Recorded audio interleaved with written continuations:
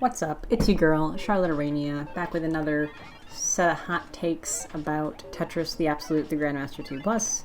This time, instead of complaining about the grade recognition system, I'm actually going to praise the game in comparison to TGM1 specifically. And so to set the stage, I'd like to tell a little story. The first time I finished Tetris the Grandmaster 1, I got an S9 in about 15 minutes. 15 minutes, 30 seconds or so. And that was about 2 minutes shy of getting a Grandmaster grade. And the only thing that I really celebrated between getting my first S9 and getting my first Grandmaster was getting better times. Like, short of that, it just kind of felt like, I mean, S9 is free, so like, if I finish the game and therefore have a time to like look at that's new, it was an S9.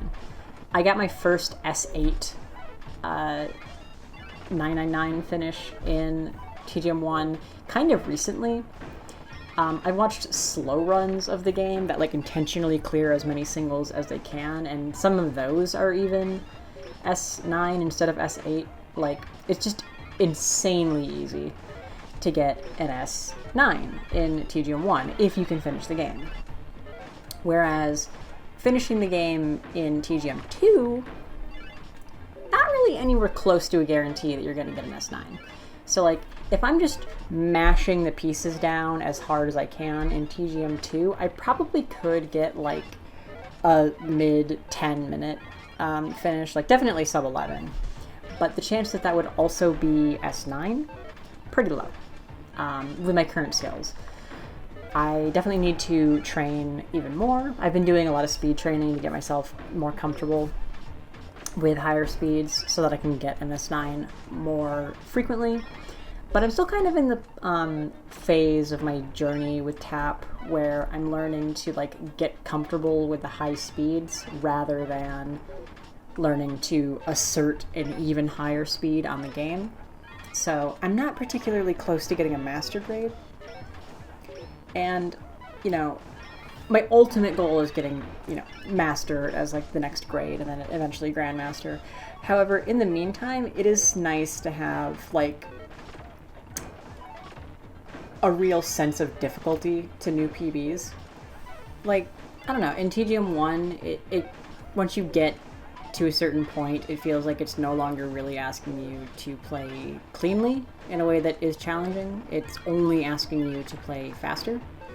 But I like to stack cleaner and faster.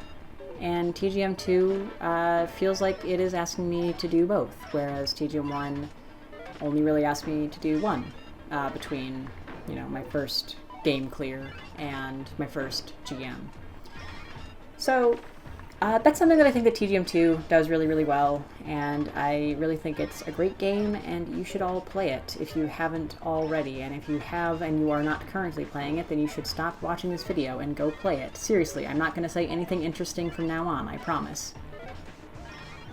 Anyway, now that I'm done talking about that random hot take, I can talk about this misdrop coming up. There's going to be an S piece. Yeah. I shouldn't have full sent that one over to the right. I was kind of just like looking at the formation, and I remembered like, oh, like a full send over to the right and then a dash to the left, and then you do a synchro. Like, I've done that 1,000 times, but I wasn't really thinking about like where it was on the board. So I kind of just like autopiloted the maneuver without really thinking about how it actually interact with the physicality of the piece.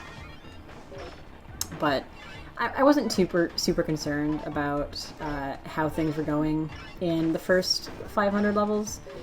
Frankly, the last 700 levels, or the first 700 levels. But I do want to like at least have like an S3 or an S4 by level 750.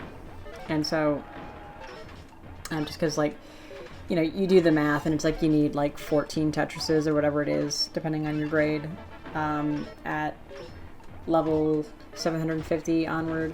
And so just like any little extra grade that you have leading up to that just makes it just that little bit easier. In the meantime, it's just like, if the if the board doesn't get like unrecoverably messed up, then it's probably fine. I also notice I'm not paying much attention to the level stops here. Like, that level 399, I was stuck there for quite a few pieces. So, that's definitely something I need to be, like, paying more attention to if I'm going to be attempting more times, like, better times in the future. But, you know, I confess that I was lying last time when I said I don't care about getting S9 Orange Line. I knew it was a lie when I said it. I just wanted to, like, kind of console myself on the idea of, like, not having to practice the fading credit roll. And I haven't really been practicing the fading credit roll all that much, because I'm much more interested in practicing skills that will eventually allow me to get Grandmaster. And fading credit roll, you don't need it for Master because you don't, your credits performance doesn't matter for Master, and you don't need it for Grandmaster because in Grandmaster you do invisible credits, not fading credits. So I haven't been practicing fading credit roll that much. Just enough that I've been able to be, like, semi-consistent at it, so that, like, you know, when an S9 appears to me, I have a decent chance of having the credits also go well for me. Like, prior to what little bit of practice that I've been doing on the fading credit rolls, my Orange Line success rate was, like, I don't know, maybe like 10%, but recently it's been like 50%, so that's been much better. But yeah, so in this, like, level 500 section, I could see that, like, things were getting, like, a little bit antsy, and I was trying to just play a little bit slower. And just, like, anytime I saw, like, a hole like that, I was just like, okay, let's just fix it ASAP. It's like, okay, so the well's covered. That's fine. I know how to fix this. And then I just fix it, you know? I wasn't super concerned about, like, burning a lot of lines, but I also wanted to make sure that they weren't, like, into any extended digs, because I saw that I was in the level 600 range. And it's been my experience that, like, when I have to clean up at level 600, it definitely bleeds into the level 700 range. And it's really difficult to recover from that.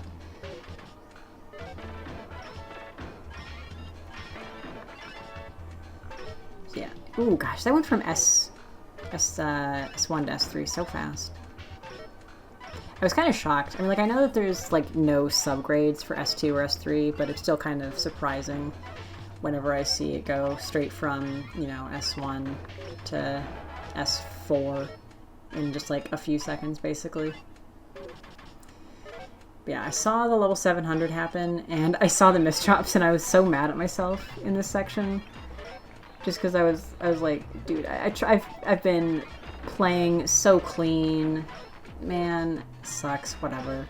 I was trying really hard to just not care about the garbage at the bottom. Like, you know, I've heard it said a lot of times, I said it myself at GDQ, that, like, you know, you can just kind of stack on top of garbage and it doesn't really matter. But I always find it so hard to, like, consciously remember that that's true when I'm in, like, a potential PB situation. Like, I believed myself to be, because I was like, okay, there's so much healthy stack that, like, even if there's some garbage at the bottom, like, I can probably get, you know, a lot of Tetrises on just on top of the garbage. And, like, I guess that's kind of the thought that I had in my head that made me realize, like, oh wait, no, yeah, this is fine. It's just thinking, like, oh yeah, just stack on top of the garbage, just stack on top of the garbage. I saw myself make, like, another couple holes, and I was like, that sucks, that sucks, that sucks. I hope I don't accidentally skim, like, where the holes are. And then I did, but it wasn't that big of a deal. God, but now, fuck, dude, this hurts to look at, because it's like, I am kind of stacking, I am kind of cleaning. Oh god. gosh, getting the S7 before level 900 is always a confidence booster, because it's like, well, hell, I know that I just need 4 Tetrises now. I don't know why that's where I put the line piece. Like, it definitely could have just gone over to the right, but whatever. I'm not used to playing like this risky on S9, or like on level 900-ish.